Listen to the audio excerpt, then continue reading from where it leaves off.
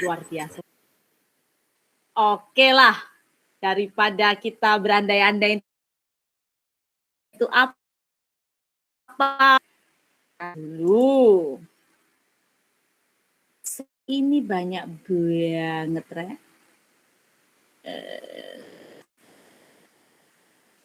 Kok nggak ada yang mau saya presentasi? Tunggu ya. Nah, ini dia.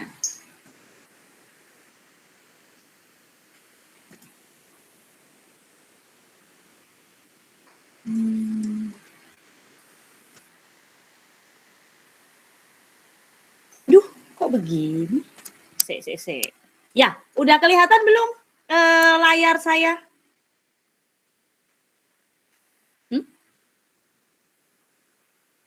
Sudah, Mbak. Sudah. Sudah. Masa belum sih? Serius belum?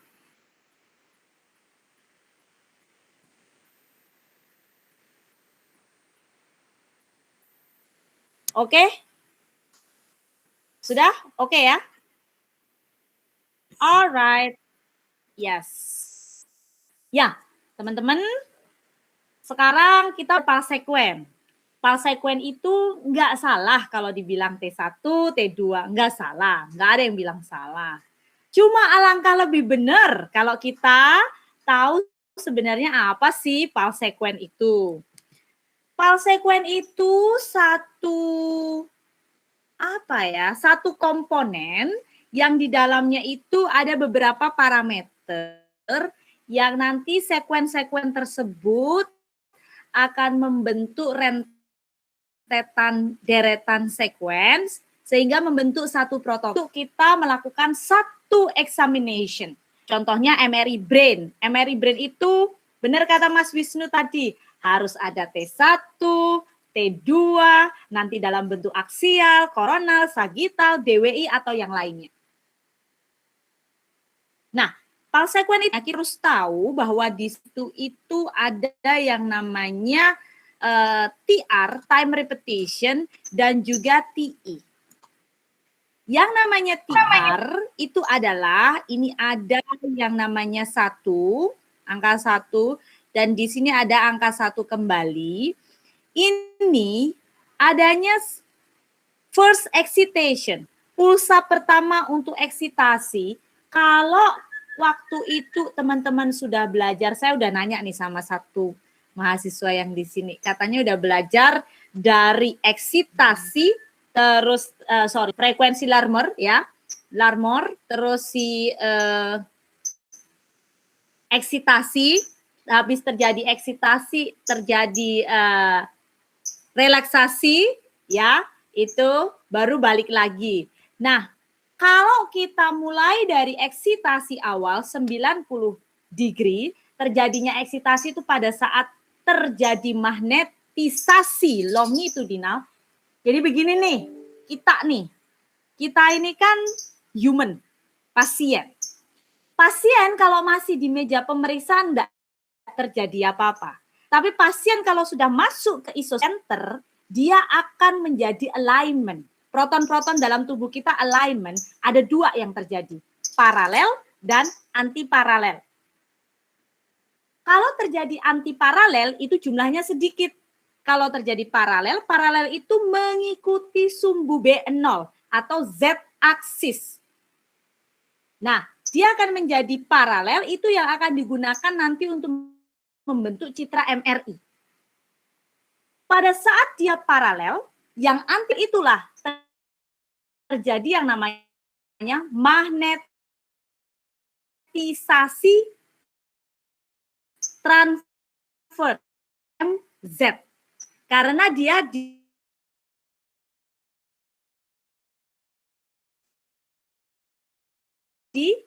arah longitudinal,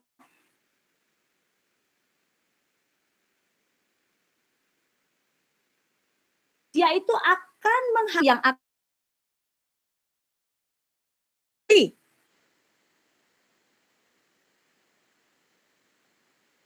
medan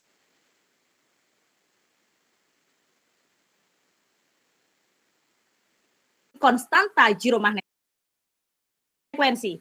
Sudahlah, si magnet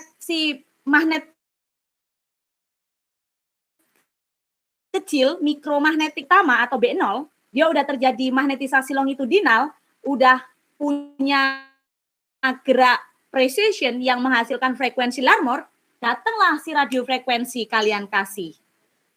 Ditembak radiofrekuensi, pek dia. Lalu spinning jatuh ke 90 degree, itulah yang namanya first excitation. Nah, TR ini terjadi saat diberikan radiofrekuensi.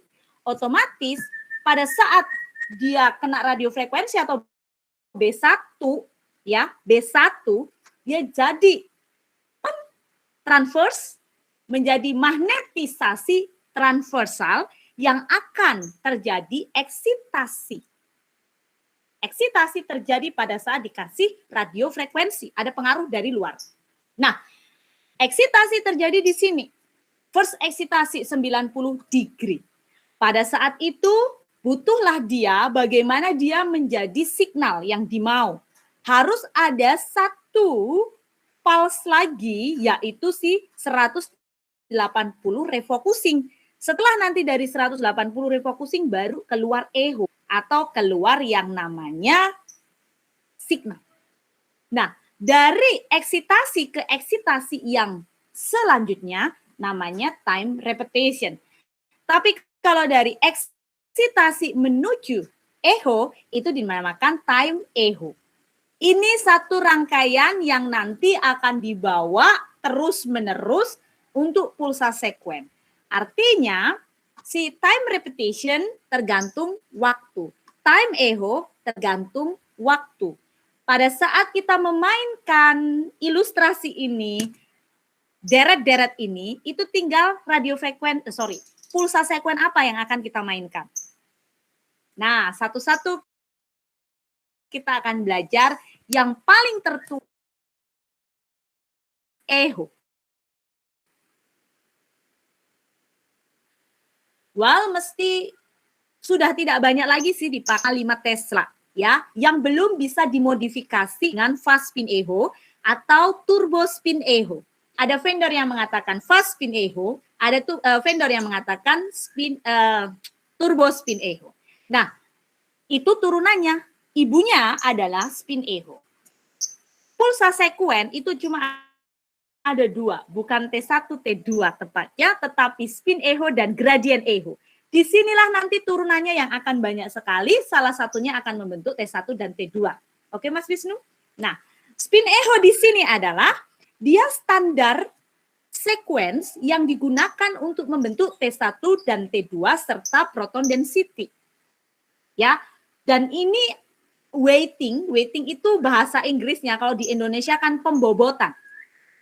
Pembobotan itu artinya tidak ada yang pure mana T1, tidak ada yang pure mana T2. Nah, spin echo ini 2D. Kalau teman-teman punya 3D itu bukan spin echo. Jelas. Itu jelas ya. Kalau masih 2D bisa dilihat 2D-nya 2D spin echo atau 3D. Atau fast spin echo. Dia spin echo, siapa tahu ada di ujian kan besok kan, itu hanya memproduksi 1 atau maksimal 2 echo atau yang kita katakan dual echo.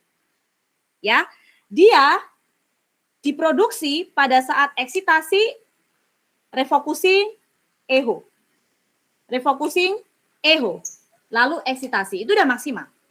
Jadi echo-nya itu dapat cuma 1, balik lagi eksitasi, keluar echo, balik lagi eksitasi, keluar echo. Itu spin echo. Nah, ini adalah kalau melihat fisikanya MRI, kurva atau gambaran garis-garis begini harus hafal di luar kepala dong, ya. Jadi kalau ditanya, gampangnya begini. Ini radiofrekuensi. Ingat, yang membuat eksitasi tadi si radiofrekuensi.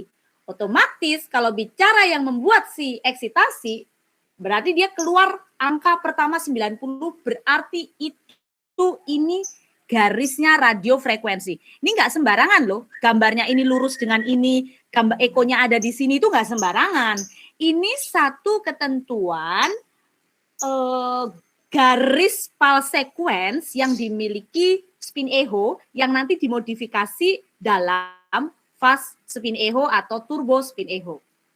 Lalu ini eksitasi awal, ada refocusing. Nah, ini namanya radiofrekuensi.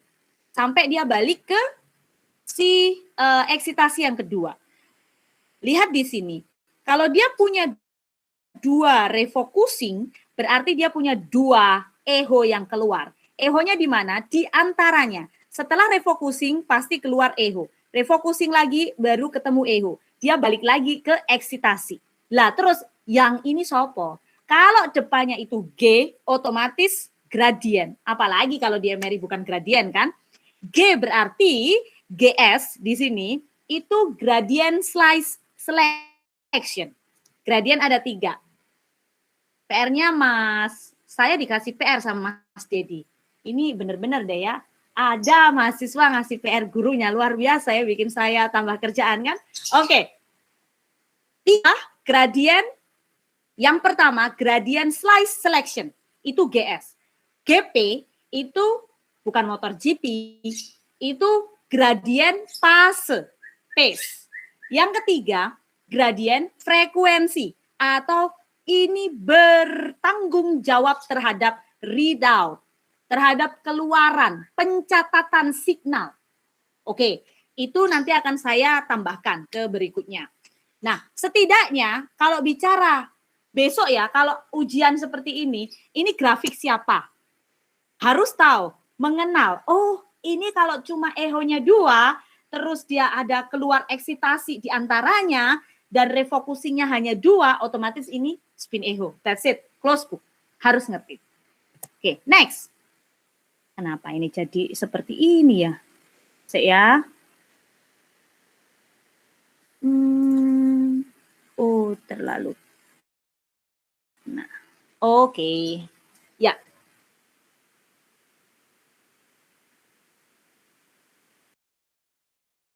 Yang dibutuhkan pada saat spin echo, which is sampai 10 menit T1 doang pada saat yang dulu, atau bahkan sampai 5 menit kalau di 0,3. Suaranya putus-putus. 0,3 atau 0,5, 5 sampai 8, karena saya pengen tahu. Akhirnya, ya. Next. Suaranya putus-putus. Masa sih suaranya putus-putus? Iya.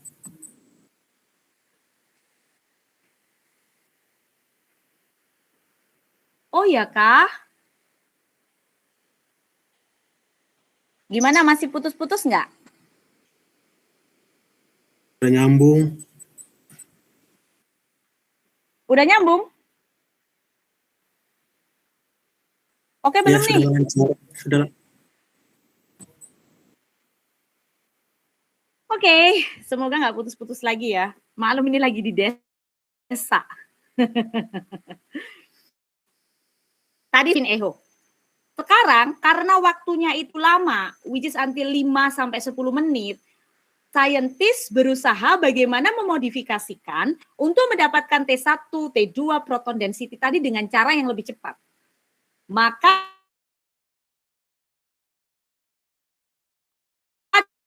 dikenal dengan menggunakan yang namanya fast atau orang lain kenal, vendor lain kenal juga TSE, turbo spin echo. Nah,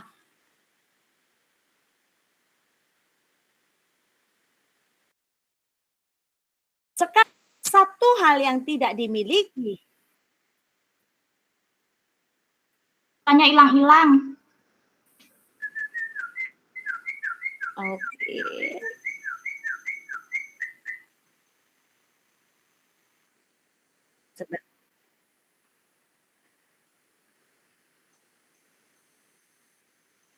Sebentar.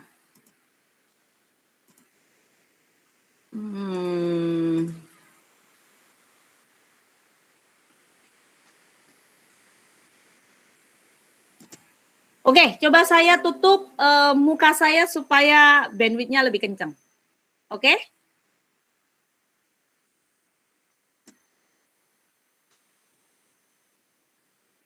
Ya?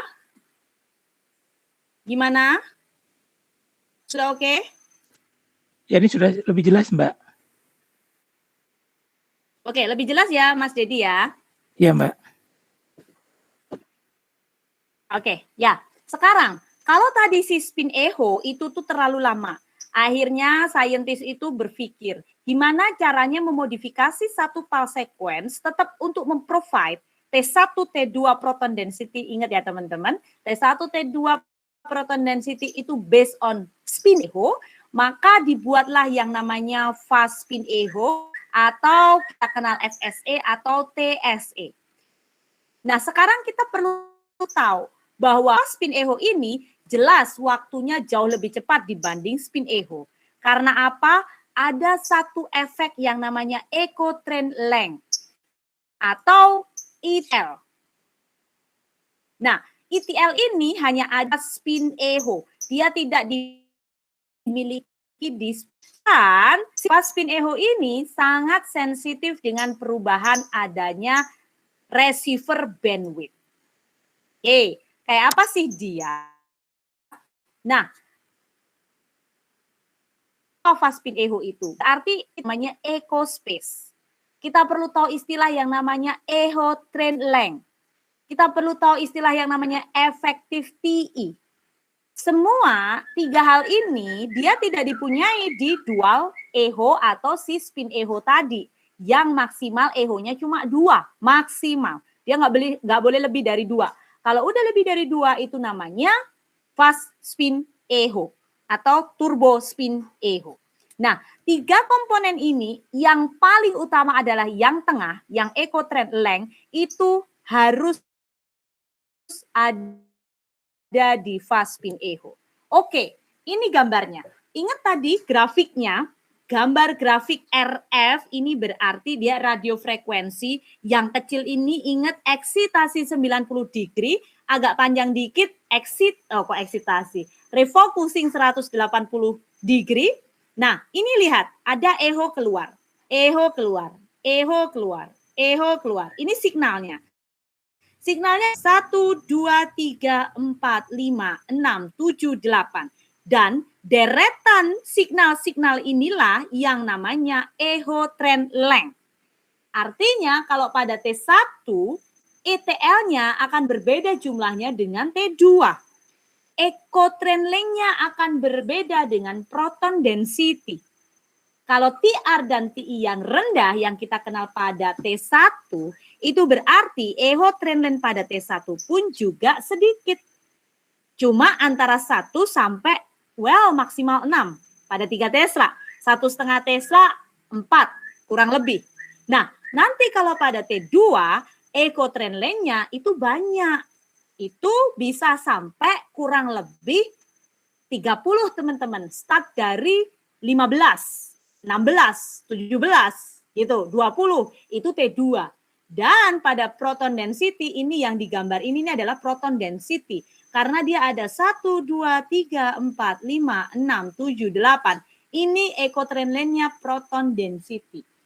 Gak cuma T1, T2, dan proton density, yang namanya echo paling besar ini adalah namanya echo efektif. Atau TE efektif. Jadi kalau nanti di konsul Anda ada tulisan TE efektif pada turbo spin echo atau fast spin echo, yang keluar itu yang mana?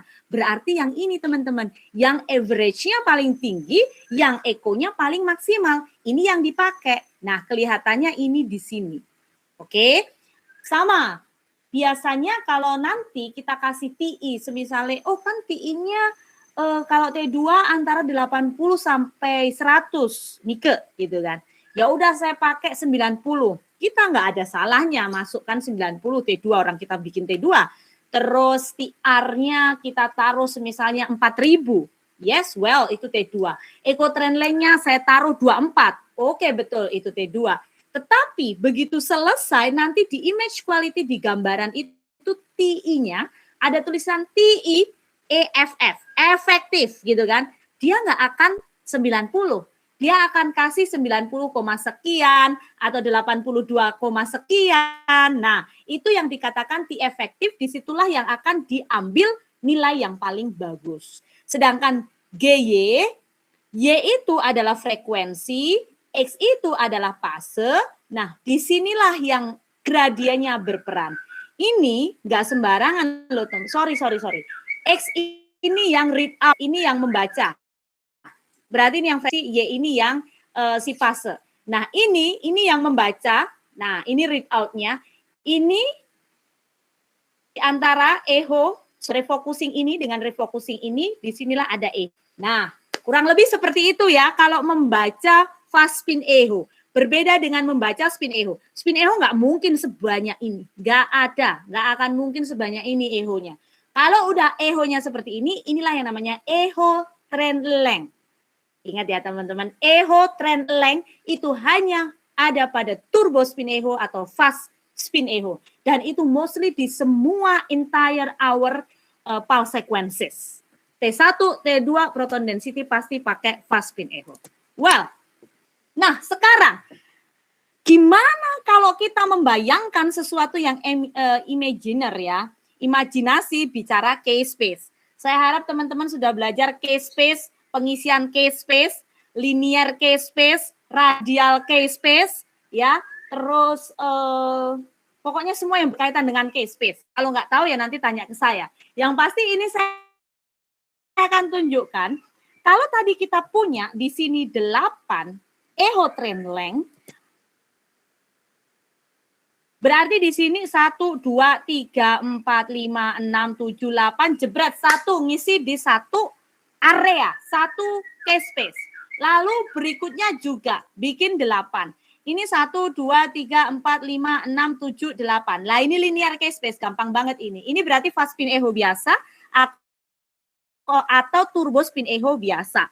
Jadi echo trend length ini ada kaitannya dengan K-space yang akan mengisi dalam 8 garis linier.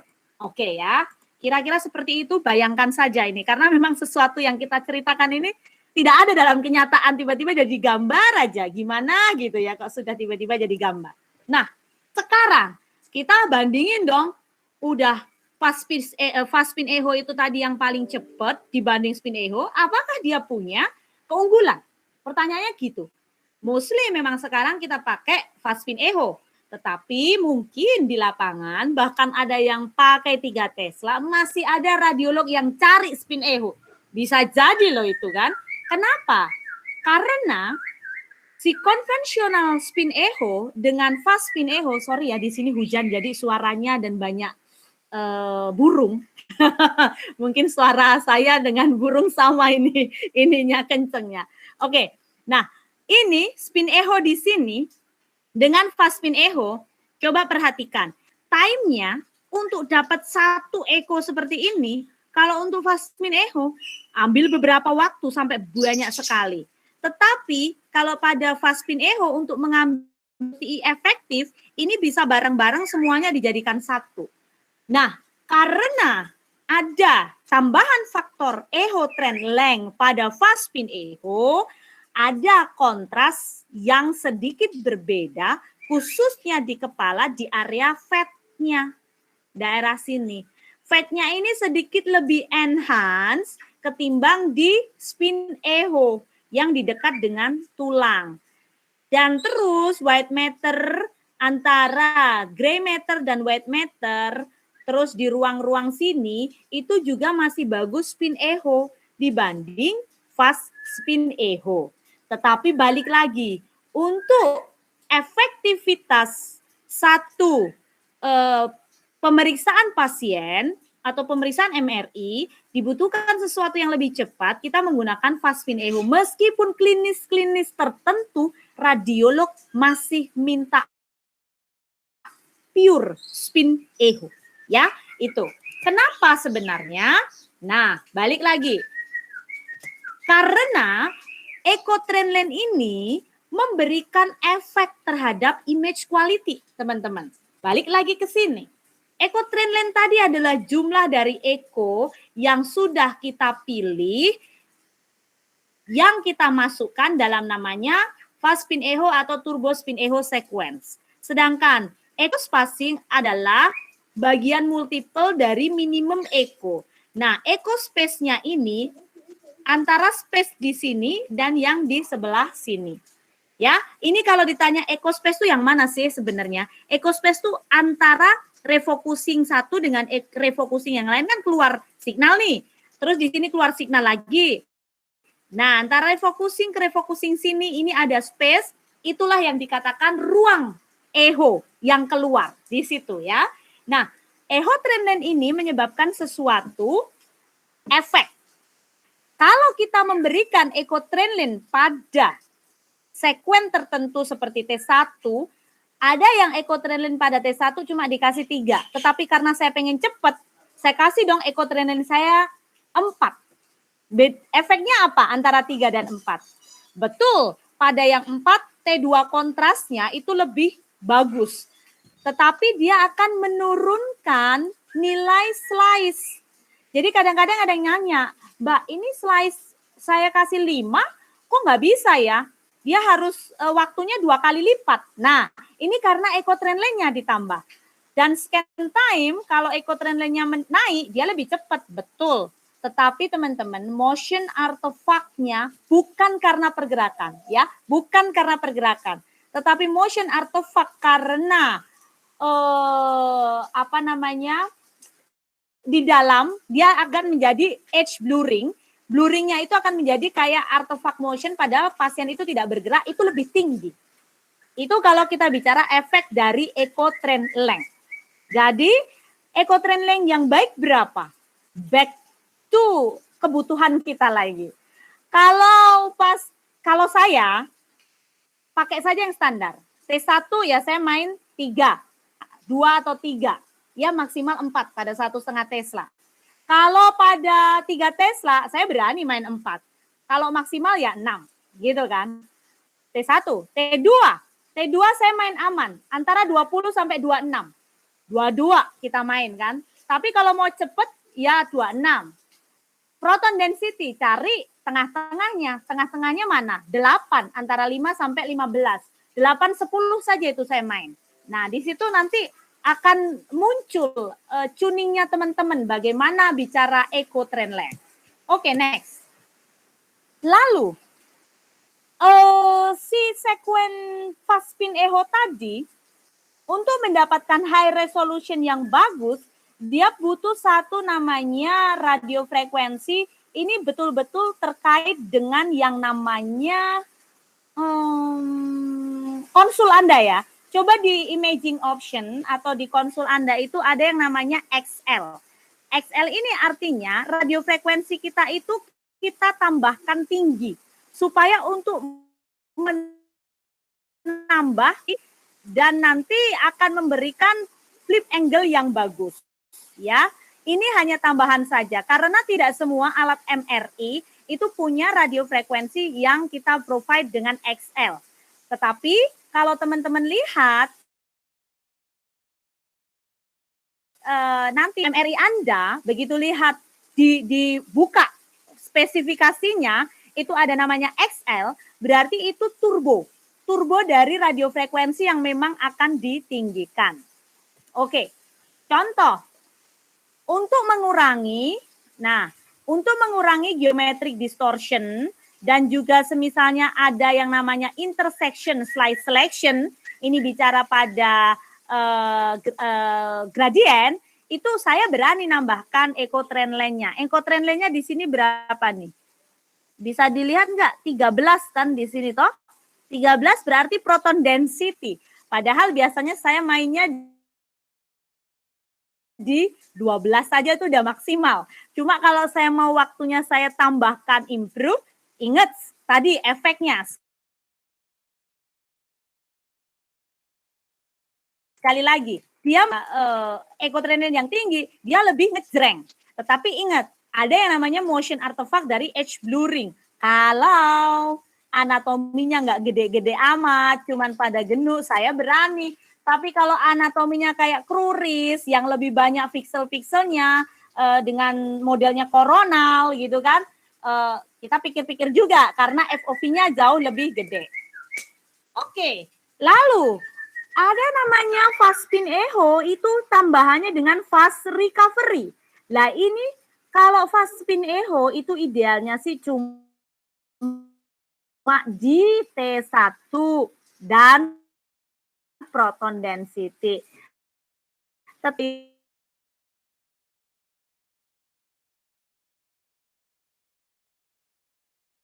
lebih ngejreng spin echo. Nah, pada saat apa yang terjadi?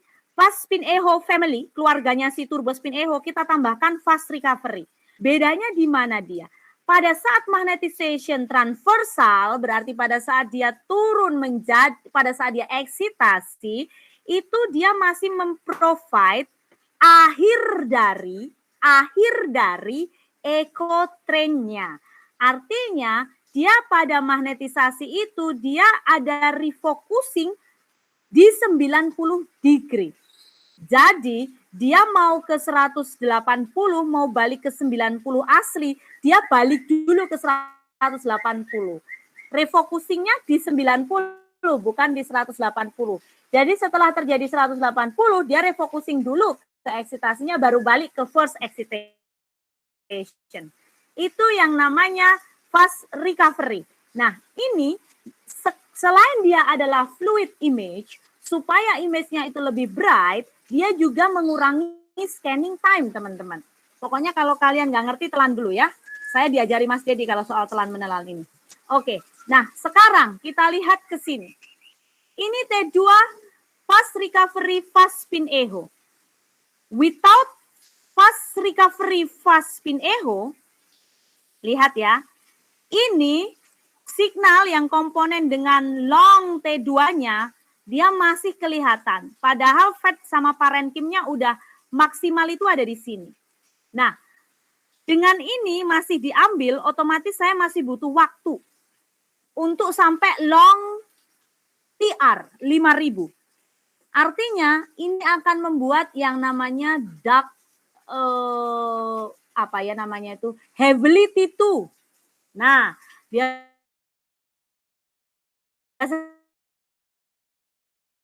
kita mau pakai fast recovery ya, ini ya. Dengan fast recovery otomatis ini saya cut karena dia tak suruh turun, eksitasi balik lagi ke 90 degree.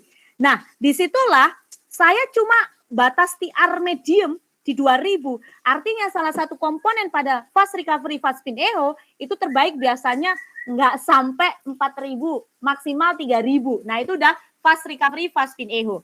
Baiknya kalau untuk ngelihat T2 yang komponen banyak cairan di situ, itu kita bagus untuk fast recovery fast spin echo. Oke, contohnya siapa? Iya, kantung empedu. Di situ cairannya cairan statik gitu kan. Jadi kita buat nunjukin fluidnya di area situ, gimana caranya? Ya gunain fast recovery fast spin echo. Nanti semisalnya skripsinya mau satu bedain fast recovery fast spin echo dengan fast recovery fast spin echo biasa. Kayaknya belum ada tuh. Coba aja gitu kan. Nah, itu bisa dijadikan satu referensi.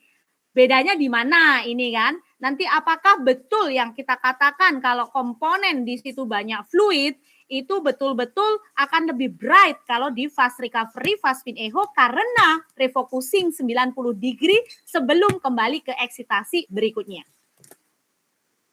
Oke, so apa sih yang sebenarnya kita katakan sequence itu harus bagus? Tergantung dari masing-masing anatomi. Kita harus tahu, balik lagi, SNR-nya harus bagus, begitupun resolusinya. Kita juga mampu mengoptimalisasi bagaimana visualisasinya, kelihatannya dari tiap-tiap tisu dari material masing-masing.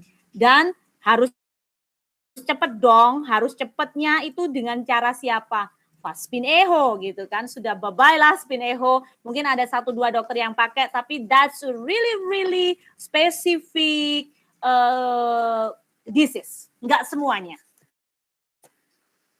Well, nah ini yang favoritnya Mas Wisnu tadi, entah favorit, entah karena memang kebetulan betul ya Mas. T1 kontras, T2 kontras, proton density. Kalau kita pakai TI-nya yang sama nih, ini TI yang pada T1 14, pada proton density juga TI-nya 14. Well, boleh-boleh aja sih pakai kayak gini. Yang penting lihat TR-nya berapa dong gitu kan.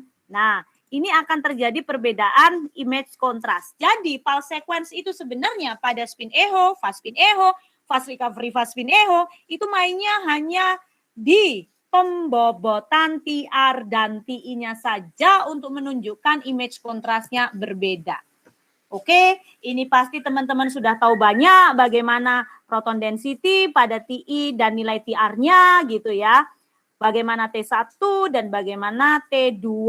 Apalagi kalau ahli jenjang saya nggak perlu jelaskan lagi dong TR, TI-nya berapa. Tapi kalau tiba-tiba ahli jenjang belum pernah pakai MRI, nah itu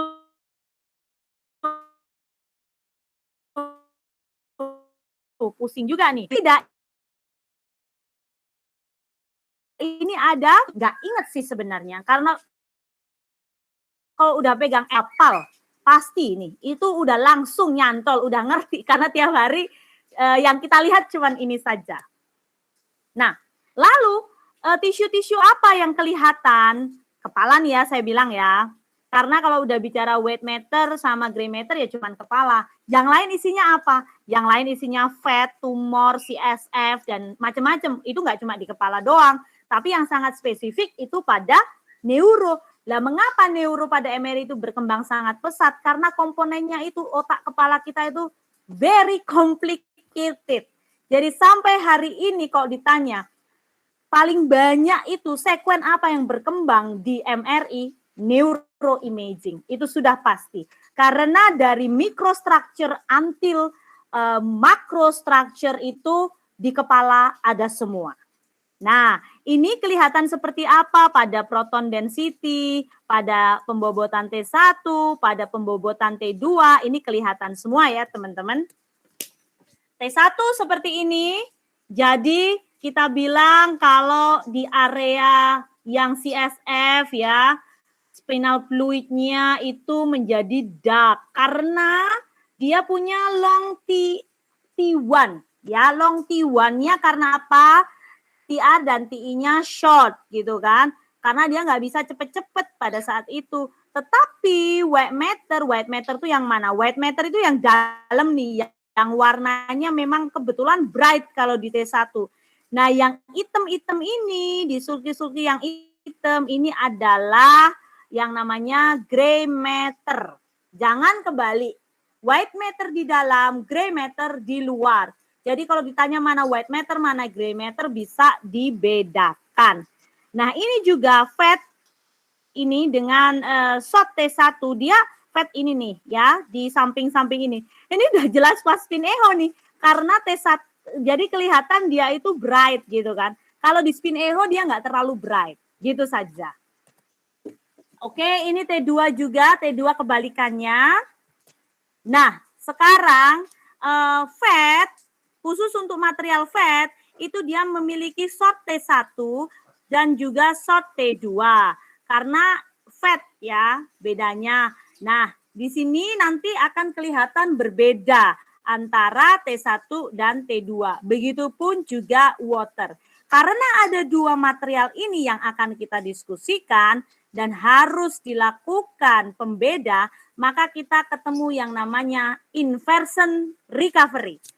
Semua palsekuen yang namanya IR belakangnya itu kaitannya ada yang namanya tambahan selain TR dan TI ya, selain time repetition dan time echo, dia ada yang namanya time inversion.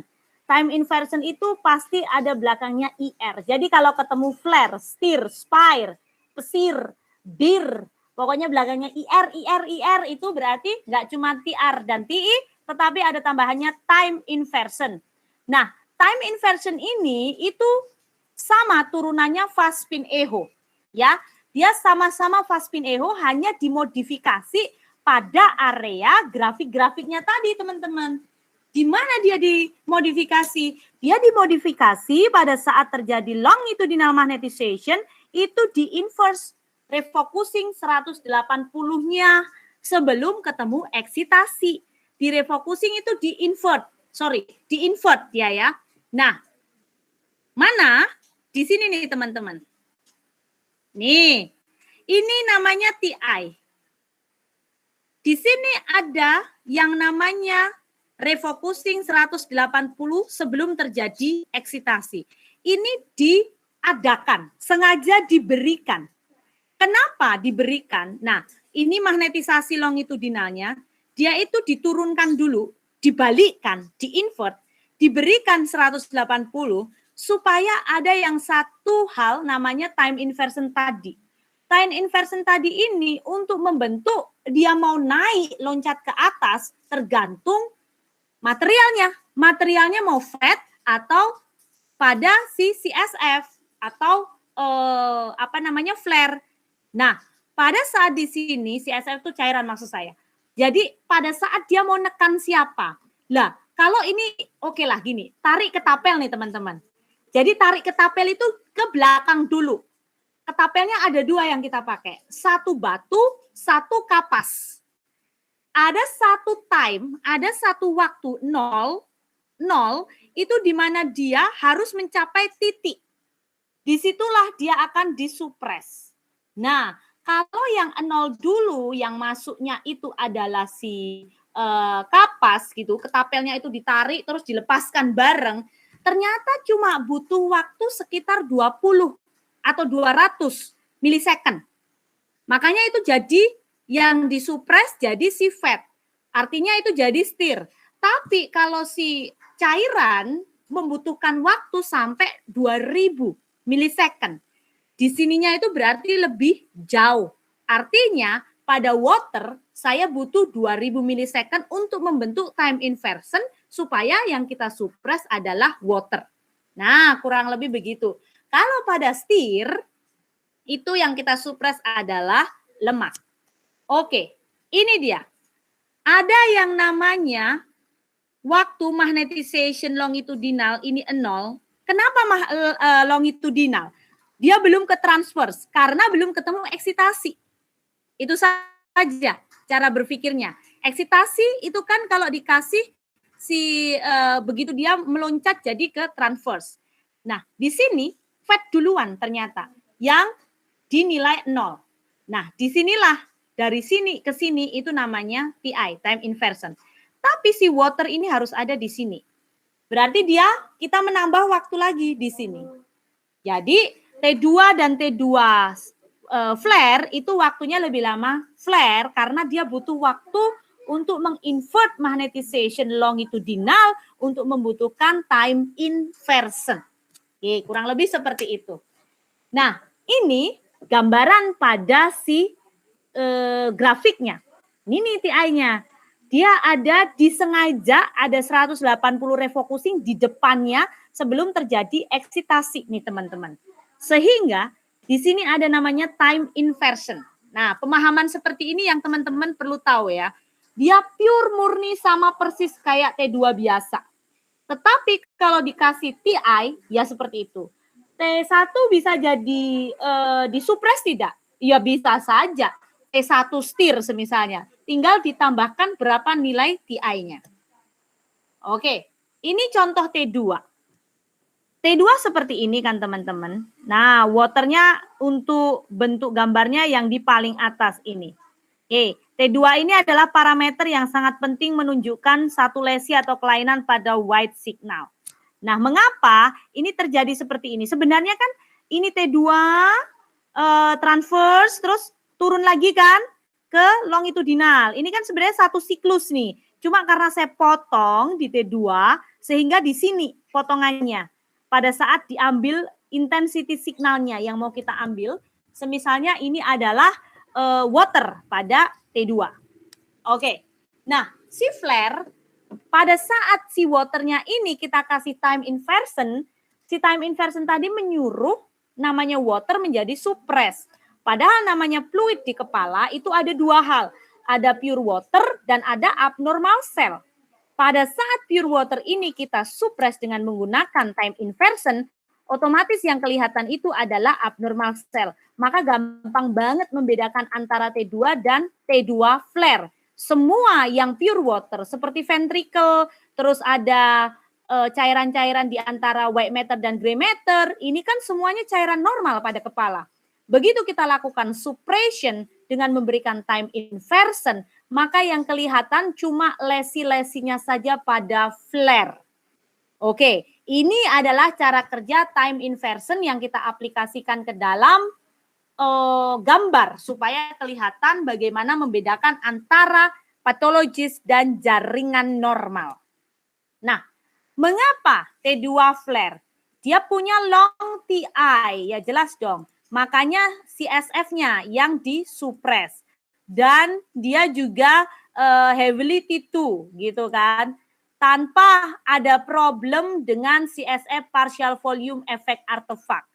Karena dia mampu menunjukkan kalau lesi, udem, edema, infection atau infark di brain gitu ya. Dan dia mampu menunjukkan signal kalau di temporal sclerosis itu semakin meningkat.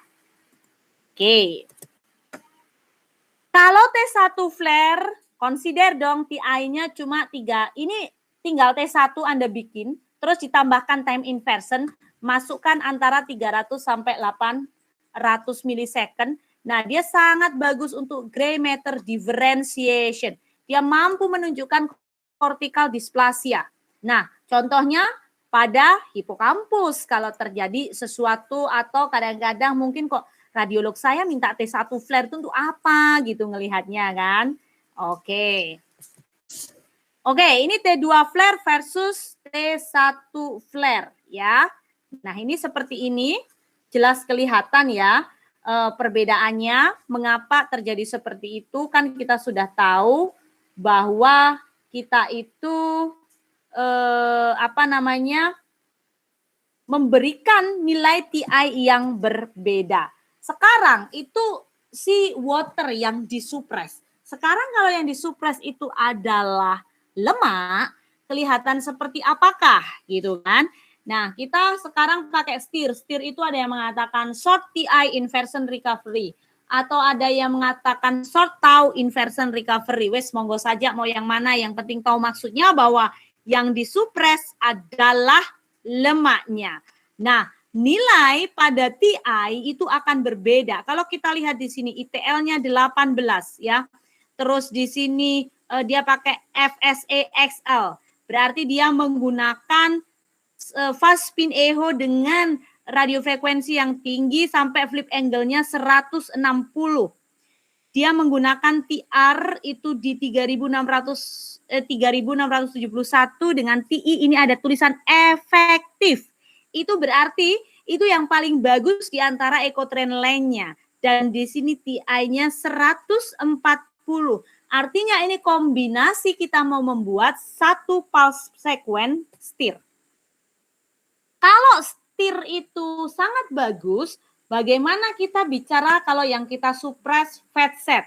Nah, fat set itu ada beberapa teknik. Ada yang namanya chemical presaturation. Chemical presaturation itu berarti chemical atau bahan materialnya apa yang kita suppress tanpa tambahan time inversion. Berarti TRTI doang, tapi kita suppress si fatnya. Nah, kalau kita suppress fatnya, berarti ini yang kita kayak tahu fat set gitu lah. Padahal fat set teknik itu enggak cuma fat set doang yang selama ini kita tahu. Kalau yang kita tahu fat set doang itu namanya lebih keren nih chemical presaturation. Ini adalah pada saat pulsa saturasi eksitasi 90 degree yang diberikan pada saat frekuensi presisi tertentu pada lemak, sebelum pulsa eksitasi dilakukan, itu sudah disupres dulu teman-teman. Nah, itu pada lemak itu terjadi kekosongan signal. Tidak ada signal yang diterima di area yang diinginkan. Tapi kadang-kadang di area yang sulit seperti cervical, atau di area yang panjang seperti long bone, atau di area abdominal yang betul-betul very challenging, kita kadang-kadang dapat inhomogeneity fat.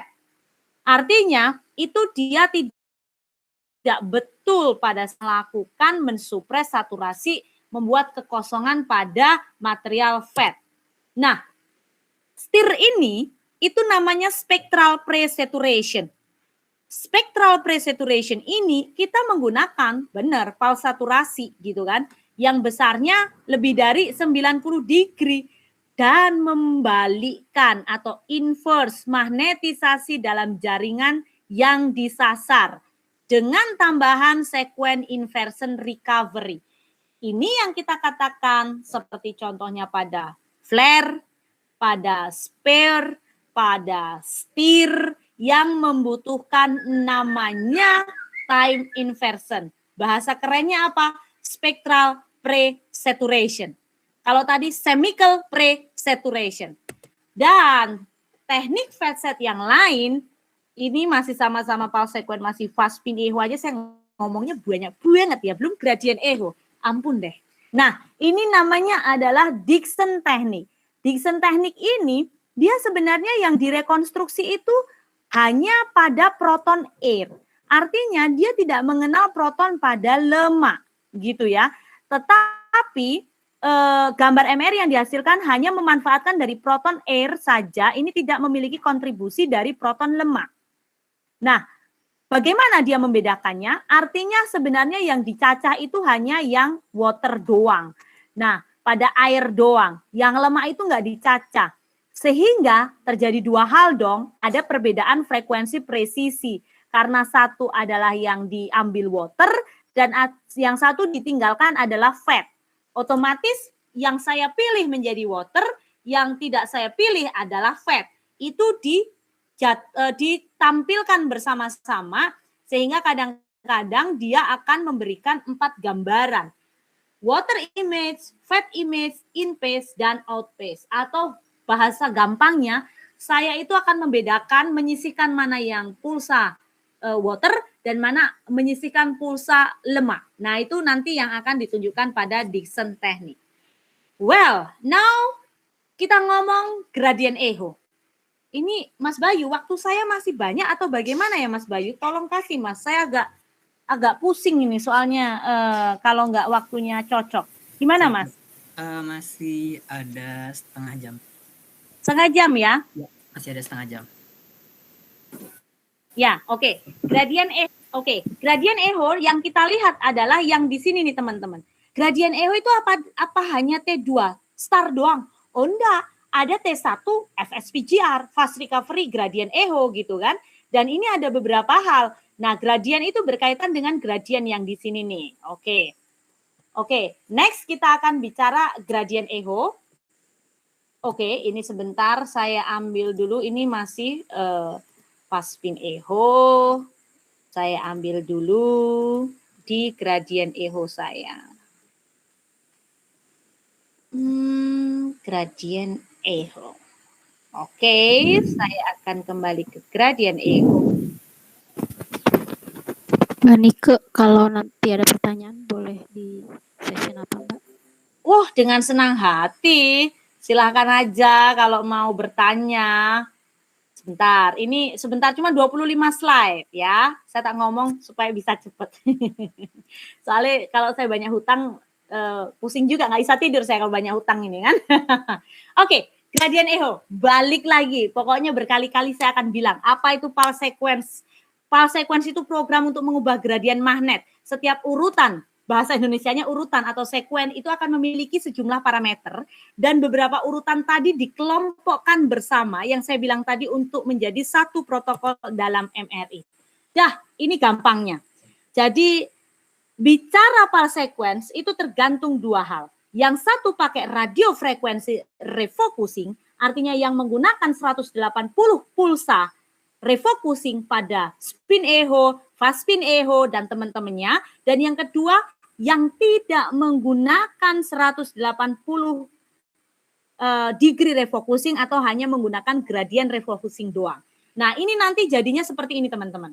Yang SE ini jadi fast spin echo, nih kan, FSE, TSE, tapi ini dalam golongan multi shot loh teman-teman. Lah, ini ada yang namanya single shot. Ada haste, ada SSFSE gitu kan. Nah ini sebenarnya akan saya kasih sih multi shot sama single shot tuh bedanya apa. Semoga ngejar kita ya. Kok nggak ngejar ya nanti gampang lah. Next. Oke, sekarang kita bicara yang mengenai gradient refocusing. Itu berarti ini gradient echo. Gradient echo itu ada yang namanya single shot, echoplanar imaging, dan teman-temannya nanti teman-teman bisa baca deh di sini. Gampangnya begini. Spin echo ini lebih gampang saya tunjukkan.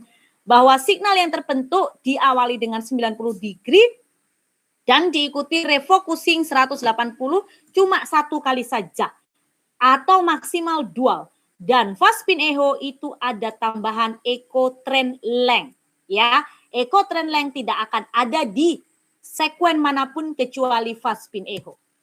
Inversion recovery tergantung mau yang ambil fade-nya atau mau yang ambil CSF-nya yang dinolkan. Itu akan ada nilai yang berbeda. Karena dia adalah sekuen yang digunakan untuk menghilangkan atau menekan signal jaringan tertentu. Tinggal time inversionnya berapa. Sekarang, apa sih spesialnya gradient echo? Dia itu tidak menggunakan refocusing 180 derajat. Dia menggunakan flip angle yang rendah atau kadang yang tinggi gitu ya. Sebenarnya ada dua sih, tapi mostly yang kita kenal itu adalah yang rendah dulu. Makanya kita kenal dengan nama T2 star. Kenapa dikatakan T2 star? Karena dia tuh mau jadi T2, tapi sebelum sampai ke refocusing 180, dia sudah digoyahkan dulu. Seperti itu kira-kiranya. Sehingga dia itu sebelum dia masuk ke 180, dia sudah harus mengeluarkan signal dulu. Nah, itulah dikatakan T2 star. Nggak akan ada T1 star, itu nggak ada. T1 star gradient echo nggak ada. Tapi kalau T1, FS, PGR misalnya, fast recovery gradient echo gitu ya. Fast spoil gradient echo gitu, itu dia punya. Karena itu nanti based on-nya akan si T1. Jadi ini gradient echo. Nah, sekarang ini adalah yang namanya gradient. Nah, gradient ini adalah, lihat nih teman-teman. Ini ada magnet MRI. Dalamnya itu kan gradient kan, teman-teman sudah tahu. Nah, kalau mau bicara gradient khusus, itu sebenarnya harus ada yang Mas Dedi bilang, ada khusus gradient. Tapi ini saya bicara pulse sequence gradient echo. Jadi sedikit berbeda. Tetapi gradient echo itu diperoleh dari aktivitas rephase dan dephase.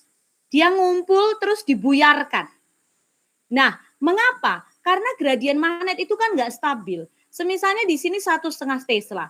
Tapi mulai dari sini sampai ke sini dalam jangka panjangnya sekitar kurang lebih 1 meter lebih sedikit, itu nggak bisa sama. Misalnya ini 1000, di sini bisa 1002, atau di sini 1500, di sini 1502 gitu. Jadi di magnetic field dari gradiennya sendiri, si gradient echo itu dilakukan.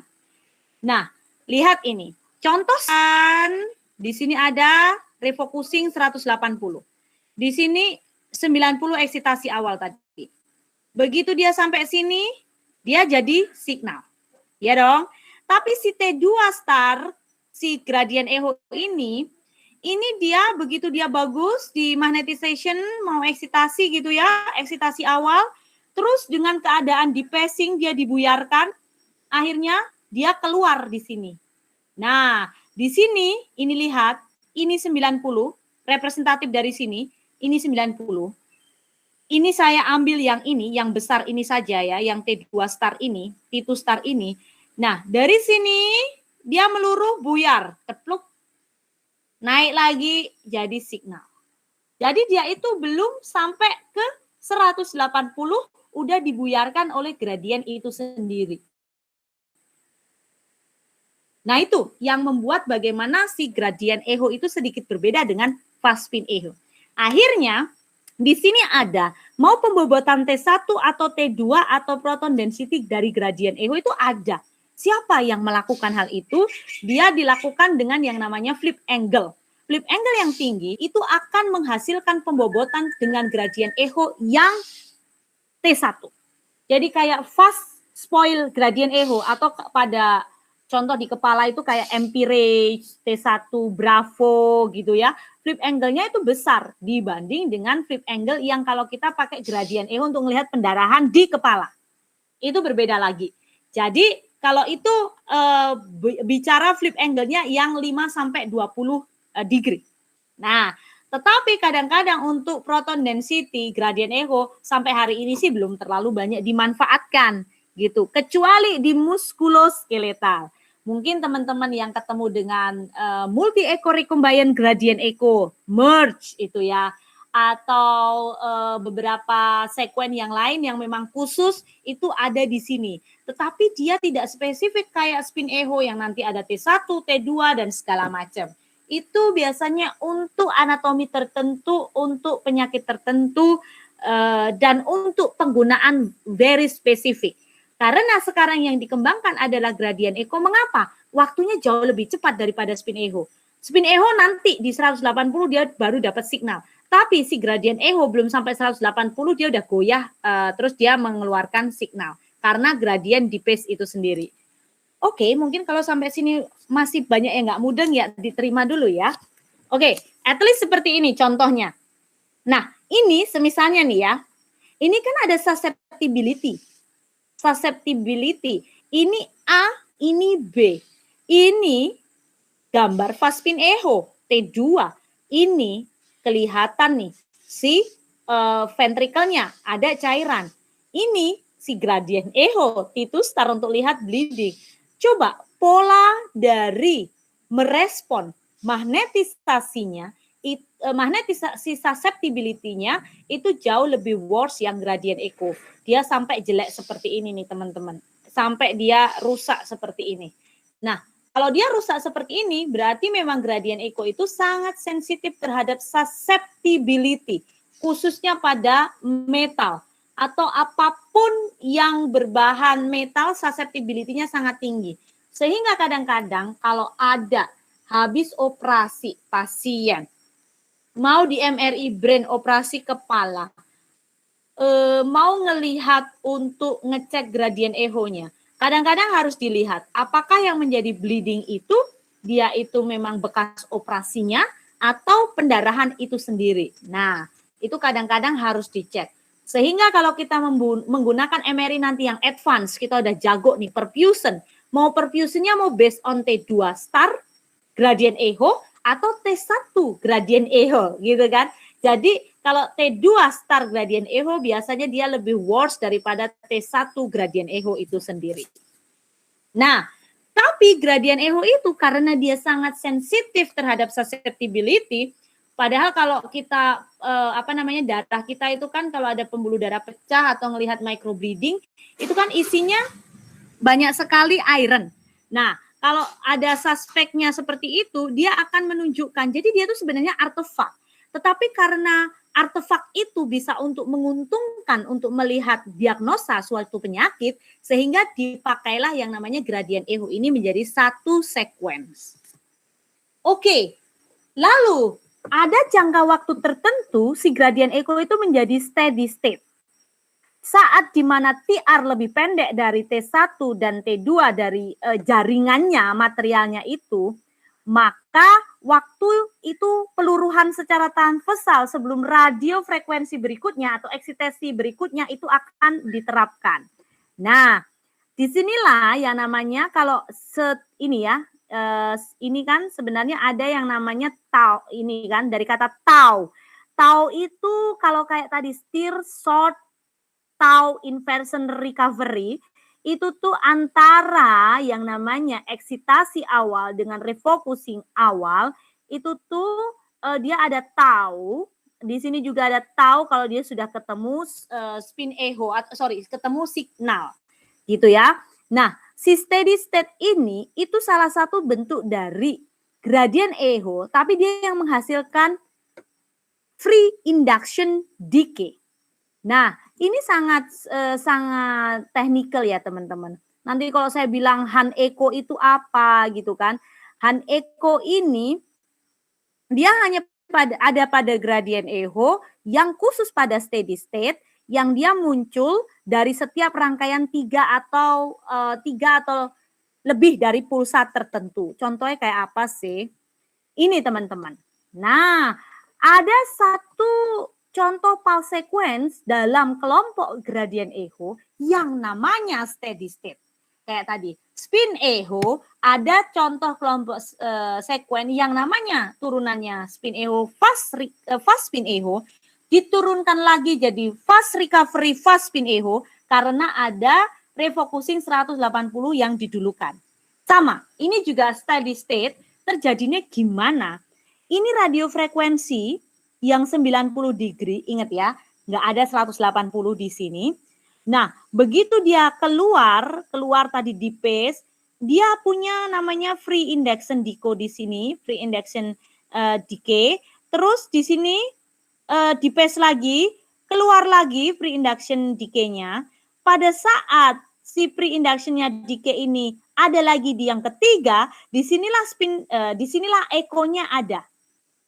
Nah, disinilah sebenarnya si spin echo itu jadi yang namanya fast spin echo dengan gradient echo itu tinggal di mana titik tertentu kita mau ngambil.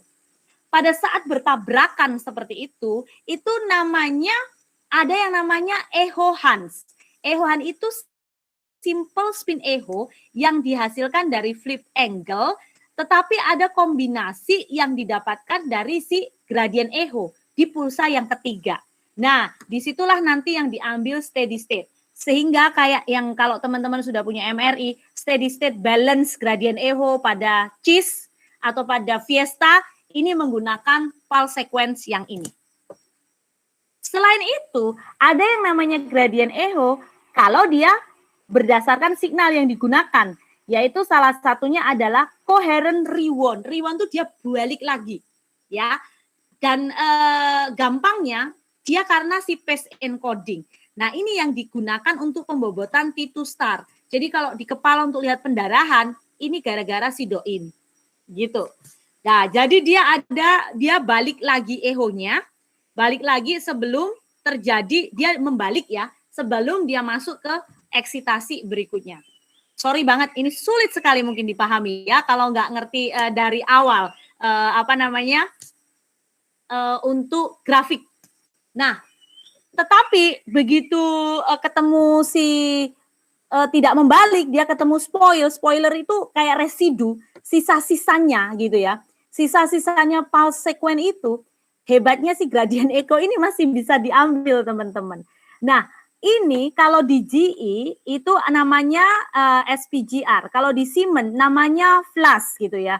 Kalau di Philips, saya lupa, belum saya cari apa namanya, tapi teman-teman bisa cek. Ini incoherent gradient echo yang spoil, yang residunya. Dia bukan gara-gara pulsa pembalikan. Nah, contohnya kalau di kita ini yang contohnya kalau di aplikasi kita, ini dia. Oh, Philips namanya FFA, Fast Field Echo gitu kan. Nah, ini juga ada beberapa hal yang digunakan. Kalau semisalnya spoil gradient echo, berarti ini kaitannya banyak digunakan untuk menggunakan T1. Artinya ini flip angle-nya sangat tinggi ya daripada yang lainnya. Oke, kurang lebih seperti ini. Ini contoh gradient echo banyak banget terus terang ya. Jadi namanya generic gradient echo itu ini unsur awalnya, tetapi nanti yang karena radiofrekuensi spoil gradient echo itu juga ada, karena yang coherent itu karena FED-nya tadi, free induction decay-nya namanya juga ada. Nah, karena dengan echo refocusing namanya juga ada. Jadi satu-satu itu ada ada ceritanya.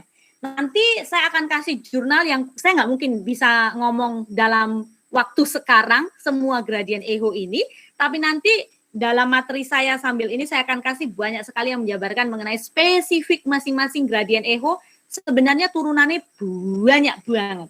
Kalau spin echo jelas, fast spin echo. Nanti fast recovery fast spin echo. Tanpa fast recovery fast spin echo atau single shot fast spin echo gitu. Tapi kalau gradient echo kita nggak bisa nutup mata, cuma beberapa hal. Oke, ini beberapa hal yang digunakan di lapangan ya teman-teman. Ini based on gradient echo semua. Mengapa gradient echo itu sangat banyak digunakan variasi? Karena dia itu cepat yang pertama. Yang kedua untuk dynamic pemeriksaan itu paling bagus. Jadi kalau dikatakan dynamic kontras tadi pakainya siapa? Ya sudah jelas gradien echo. Cuma dia mau pembobotan T2 atau mau pembobotan T1. Kayak dynamic susceptibility contrast untuk lihat susceptibility pada kepala itu T2 T2 star. Tetapi pada dynamic contrast enhancement atau untuk melihat kontras pada prostat atau pada pipe atau lava gitu kan, itu menggunakan T1 seperti itu. T1-nya siapa? T1-nya gradien echo. Jadi jangan salah kaprah, sekarang antara T1 dan T2 masing-masing ada pembobotan. Pembobotannya mau sifat spin echo atau gradien echo. Oke, kira-kira seperti ini contoh beberapa gradien echo. Oke, well, next sebenarnya saya mau ngasih ecoplanar imaging sequence, tapi kayaknya waktunya nggak bisa ya, karena sebetulnya banyak sekali gitu ya untuk pulse sequence. Kalau mau ada ditanyakan dulu sejauh ini daripada saya ngomong sendiri dari tadi ya. Silahkan.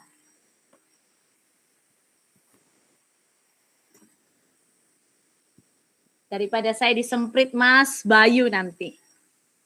Gimana? Silahkan. Ada yang mau ditanyakan? Sampai saya belum bisa ngisi yang punya Mas Dedi khusus gradien. Mbak Nike, mohon izin bertanya.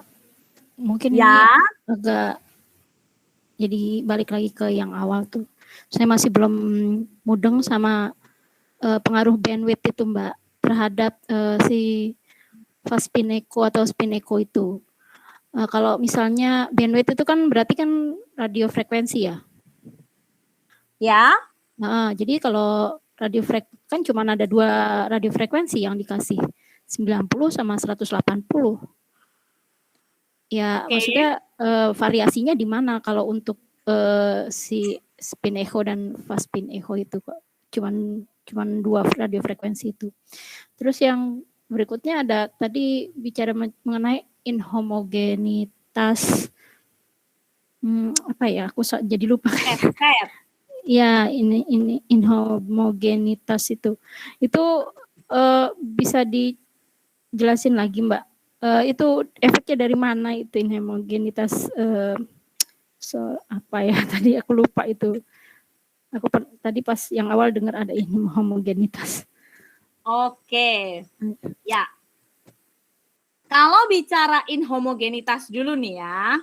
Kan proton-proton itu harusnya kalau kita lakukan align gitu kan, aligning gitu, dia harus ngikut sesuai yang kita mau kan. Tapi kadang-kadang dia itu nggak mau. Kadang-kadang dia agak sedikit belok seperti itu. Jadi mau nggak mau pada saat dia membelok, bisa jadi karena signal kita kurang maksimal atau posisinya si FOV-nya itu dari yang organ yang tadi belok itu kurang isocenter atau dia itu gambarannya itu fatnya dari tubuh kita itu yang sebelah kanan fatnya sedikit lebih banyak daripada sebelah kiri, jadi dia tidak rata bidangnya, atau seperti pada di leher yang tiba-tiba di sini ada air gap, ada udara, sedangkan di sini ada anatomi, yang di sebelah sini ada anatomi. Nah, itu menyebabkan dia kaget. Pada saat dia harusnya bagus, seragam, sesuai seperti itu. Atau satu lagi, kalau dia large FOV, ujung-ujungnya itu biasanya juga ada masalah. Nah, itu yang terjadinya inhomogenitas, Mbak. Artinya tidak selamanya apa yang kita inginkan itu bagus. Kalau di kepala, jarang sekali terjadi fat set-nya gagal. Karena apa? Yang pertama, memang yang namanya kepala itu tidak ada yang namanya fat-nya nggak terlalu banyak, ya kan? Dan yang kedua, itu memang kalau mau suppress, walaupun kadang-kadang minta T1 fat set gitu ya, untuk kepala gitu kan, ada yang minta. Tapi itu tidak terlalu signifikan. Cuma kalau kita ketemu dalam FOV kita yang banyak lemaknya, nggak semua lemak itu bisa dikontrol. Dan kalau di kepala kan sudah tertutup koil dengan maksimal, udah bener. Tapi kalau pada abdominal, kadang-kadang koilnya itu karena nggak ratanya nggak sama, sebelah sininya nggak bisa koilnya nyangkup semua, tapi yang sini rapet. Jadi sebelah sini nggak bisa kena, tercover. Nah, itu yang menjadi inhomogenitas, Mbak. Artinya untuk mengulangi hal tersebut, kalau bicara koil berarti kita harus beresin koil. Tetapi kalau di organ-organ susah seperti leher, kita nggak bisa ngapa-ngapain lagi dong. Masa harus dikasih kayak busa khusus yang isinya di sini cairan supaya nanti seolah-olah dibaca protonnya juga kan? Nggak lucu. Paling kita mencoba melakukan hal itu supaya yang area yang sini nggak ada gapnya dengan udara itu dia tidak terlalu lari, itu kita pakai time inversion. Berarti kita tambahkan stir di situ. Itu yang pertama. Itu yang inhomogeneity ya. Yang kedua adalah bicara mengenai receiver bandwidth. Saya akan tunjukkan sesuatu. Sebentar.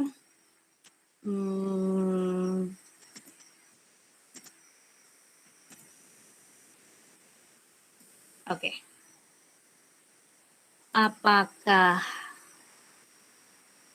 Oke. Contoh receiver bandwidth ya, biar di aplikasi jelas banget ditunjukkan. Gimana? Udah kelihatan teman-teman? Nah, bandwidth itu kan hertz.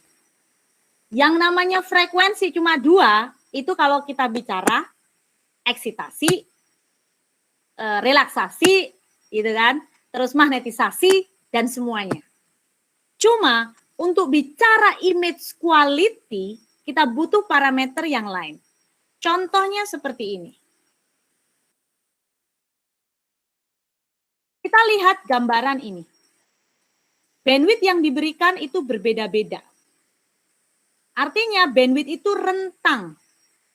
Rentang antara bagaimana kita mengambil satu gambaran tersebut seberapa besar rentangnya. Kalau kita mengambil kecil, dengan kita mengambil besar dan paling besar, itu akan banyak efek yang terjadi terhadap image quality. Saya tidak bicara pulse sequences. Kalau bicara eksitasi, relaksasi, terjadinya image gambar, gampang. Ada 90 eksitasi, 180 frekuensi, itu refocusing saat protonnya dilakukan respon. Tetapi kalau bicara bandwidth, TR, number of excitation, lalu bicara TI, bicara echo trend length, gitu, dia bicara mengenai suatu rentang keadaan di mana saya dengan FOV sekian mau menghasilkan gambar yang image-nya bagus, kira-kira saya harus mengambil rentangnya seberapa. Itu tergantung pada si medan magnetnya. Kalau pada 1,5 Tesla itu akan berbeda dengan 3 Tesla. Balik lagi ke SNR.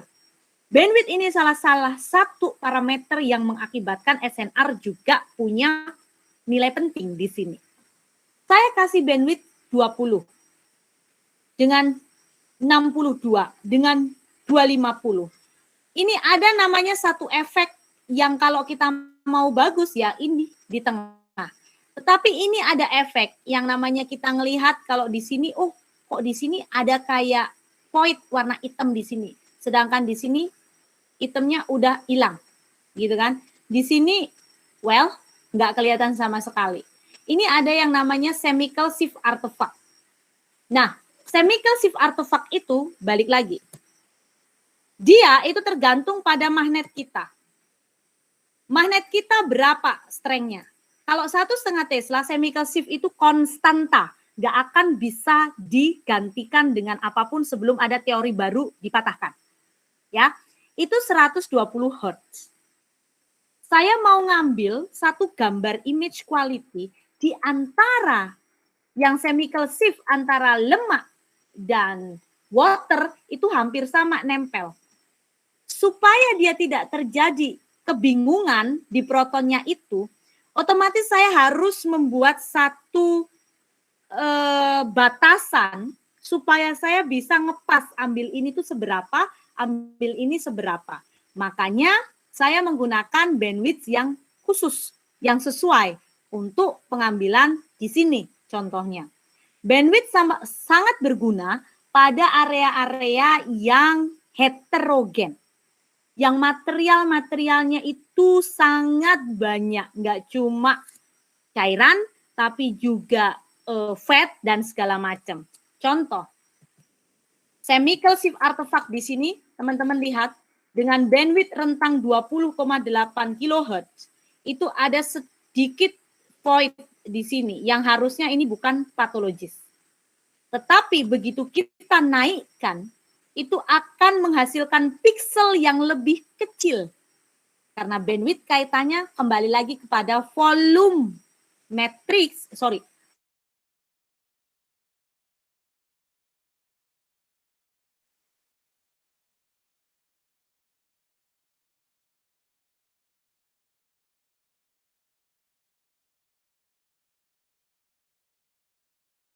Untuk mengurangi chemical shift, itu saya harus tahu receiver bandwidth saya naikkan, receiver bandwidth-nya saya naikkan, betul. Dan frekuensi matriks, saya bilang kemarin, matriks ada 2, frekuensi dan fase. Kalau bicara yang mengenai matriks, untuk frekuensi, lah ini yang di depannya. Berarti ini yang tepat. Nah, itu kita kurangi. Karena apa? Ini harus ada nilai yang lebih besar supaya saya menurunkan chemical artefaknya. Artinya Mbak Putri, bahwa bandwidth itu enggak hanya dia berbeda dengan cara kita berpikir antara nilai pulsa eksitasi 90 degree dengan nilai refocusing saat proton ke 180 degree untuk menjadi transversal. Karena bandwidth berkaitan dengan karakter image quality, SNR. Seperti itu kurang lebih. Makasih penjelasannya Mbak Nike. Oke, sama-sama. Gimana? Ada yang lain?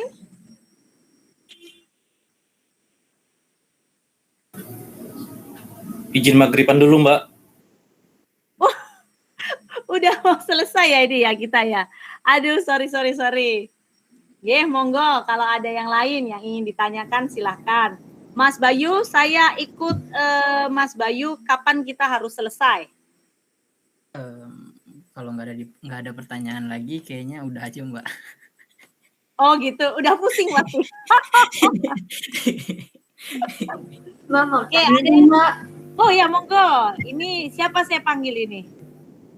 Anin. Anin, ya gimana? Mau tanya kalau in phase dan out phase dalam pemeriksaan liver apakah termasuk dalam FETSAT bukan ya? Oh, beda sayang. In phase sama out phase itu dual echo. Jadi itu gradien echo yang main.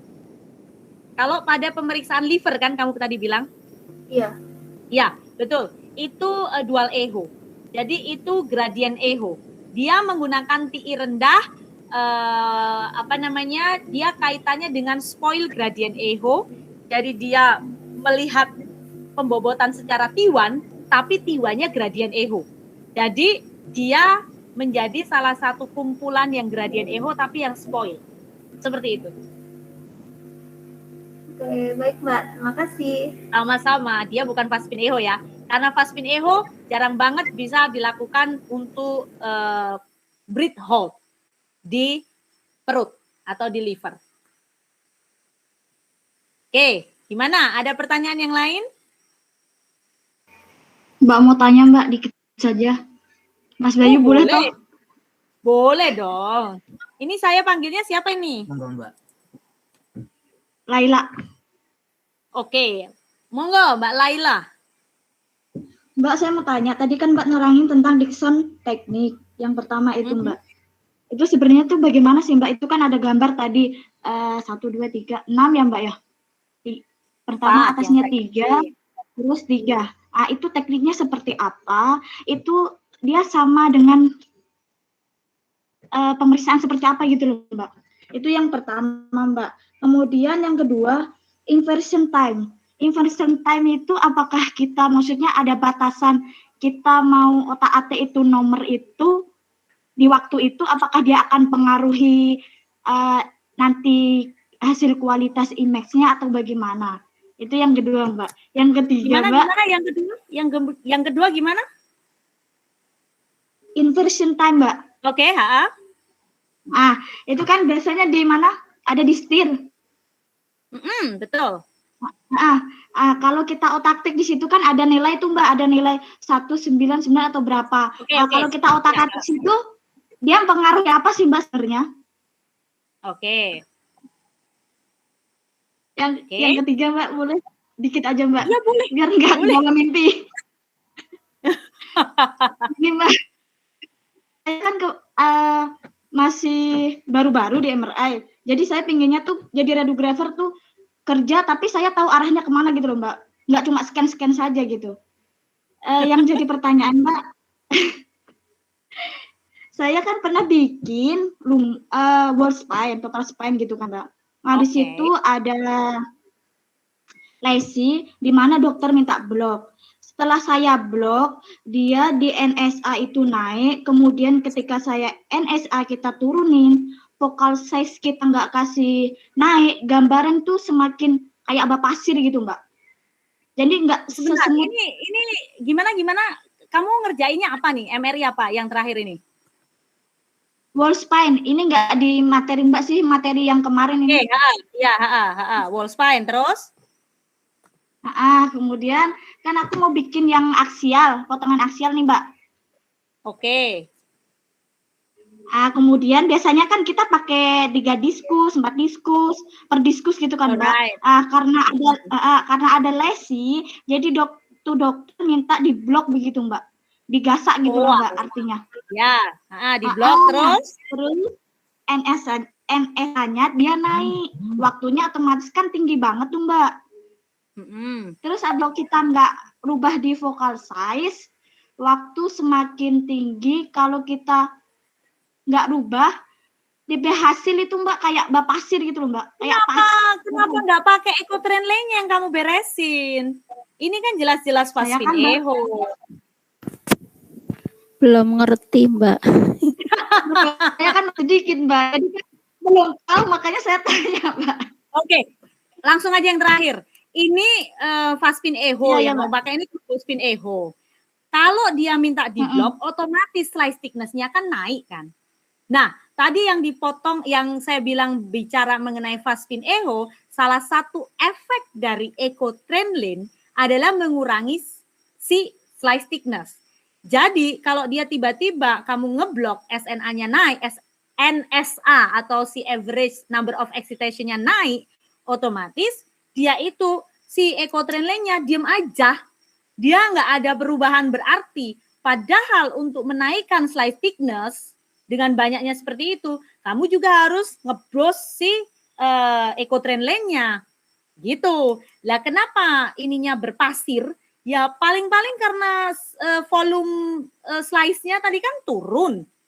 Otomatis volume slice-nya kalau turun nggak dipakai yang namanya ecotrain temennya ecotrain itu siapa? Si bandwidth. Dia itu TTM. Ya, teman tapi mesra, nggak bisa bareng. Dia nggak bisa bersatu, tapi saling mempengaruhi. Artinya kalau saya mau melakukan ecotrain saya naik, saya akan boost si bandwidth saya. Sehingga SNA itu biarin aja. Dia kalau 2 ya suruh 2 aja. Artinya yang kita lakukan pada saat ngeblok tadi, ecotrain-nya cari di mana paling maksimal. Ditemenin siapa? Si bandwidth. Dengan waktu yang paling bagus. Itu yang pertama. Yang terakhir yang kamu cari. Ya. Jadi besok kalau ada suruh ngeblok lagi, lupain aja itu slice thickness dan segala macam kalau nggak cari ecotrain Karena Faspin Eho itu utamanya modifikasinya kita perlu tahu siapa. Modifikasinya si ecotrain Jadi kalau mau bagus image quality-nya, meskipun dibilang spatial resolution-nya itu ketemu matrix harus bagus ya. FOV harus bagus, terus si slice thickness juga harus bagus. 2 orang ini, si ecotrain sama si bandwidth itu nggak boleh disepelein. Kalau nggak ngambek, makanya berpasir lah dia. Oke, itu yang pertama. Terus yang kedua, bicara mengenai Dixon. Saya akan share.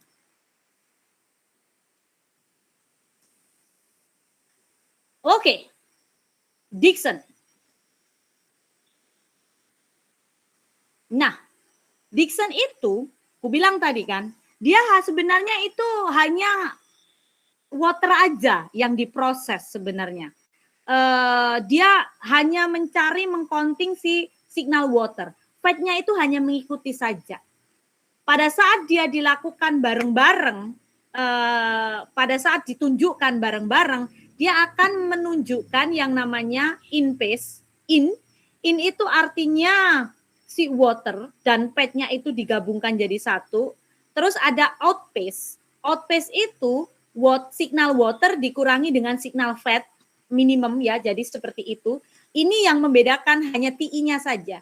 TI in phase jauh lebih besar. Di 1,5 itu cuma 2. Tetapi di 3 Tesla dia 4 milisecond. Di out phase yang di 1,5 itu cuma 1, di 3 Tesla itu 2. Nah, lalu in phase ini dengan out phase dengan algoritma tertentu sudah dari sononya dilakukan gitu, itu dia akan membuat water image. Artinya fat image-nya di-remove. Karena fat image-nya ini bagian pada saat si in phase dikurangi dengan out phase jadi fat image. Makanya di Dickson itu akan terjadi in phase, out phase, water image, dan fat image. Cara kerjanya dia dengan cara si protonnya tadi dipisahkan. Sebenarnya yang dipisahkan cuma si waternya doang. Pada saat sudah dapat si signal water, ya sudah kita tunjukkan aja. Ini water image. Sisanya siapa? Fat image. In phase sama out phase itu hanya sebagai pelengkap algoritma tertentu. Sehingga yang keluar pada saat Dickson teknik itu mesti water image. Kecuali Anda tidak menggunakan ngeklik water image atau fat image atau dia hanya dual echo seperti itu yang keluar hanya in phase sama out phase doang. Gitu. Itu kurang lebih yang Dickson teknik. Terus yang bicara time inversion, ya jelas otak-atik dong. Kalau TI-nya kamu ganti, ya otomatis berubah semua materialnya. Makanya yang sering dipakai itu sebenarnya salah satu hal yang paling rahasia, kalau pada flare itu cari TR-nya. Kalau TR-nya itu tinggi 10.000 dibagi 4 aja, 2.500. Nah, pasti di situ akan jadi bagus sekali. Itu kalau sudah kita aplikasi dengan bagus. Tetapi kita perlu tahu karena value lebih dari 2.000 yang kita suppress adalah water. Sedangkan value di antara 200 atau kurang dari 200 yang kita suppress adalah fat. Seperti itu, Laila. Baik Mbak, terima kasih banyak. Sama-sama. Oke, ada yang lain? Mas Dedi hari ini belum bisa ngomong gradien, besok langsung saya ngomong gradien deh. Yang pertama baru kita ngomong nanti mengenai kelasnya apa ya. Padahal udah aku siapkan. Udah aku siapkan ini gitu. Makasih ya, Mbak. Sama-sama. Ada yang lain teman-teman? Kalau nggak ada Kayaknya yang udah lain, Mbak. udah Udah pada mabuk Mbak. Udah Saya pada aja ngebul mau- nih, Pak. Ya udah ngebul ya. Iya. Tapi semoga teman-teman tahu gambaran lah, karena memang sedikit-sedikit kan. Yang jelas itu nanti kalau di ujian saya itu gampang. Ngelihat grafiknya apa, ngerti apa enggak gitu kan. Nah, jadi yang sudah saya ceritakan di sini pasti biasanya akan ada di ujian gitu. Mas Bayu, foto dong. Kalau memang udah nggak ada lagi Mas Bayu. Oke. Dia cepet kalau suruh foto. Buka kamera yuk. Kayaknya nggak selesai gitu kan.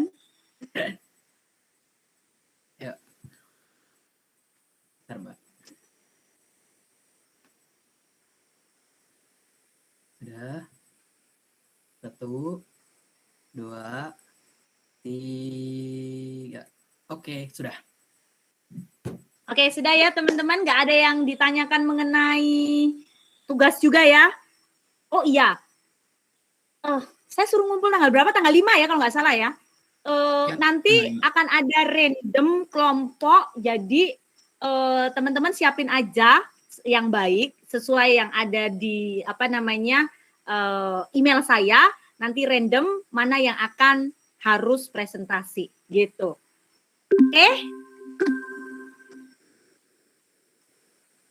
Oke, kurang lebih seperti itu. Terima kasih atas hari ini. Next hari Jumat berikutnya, semoga saya bisa tepat waktu.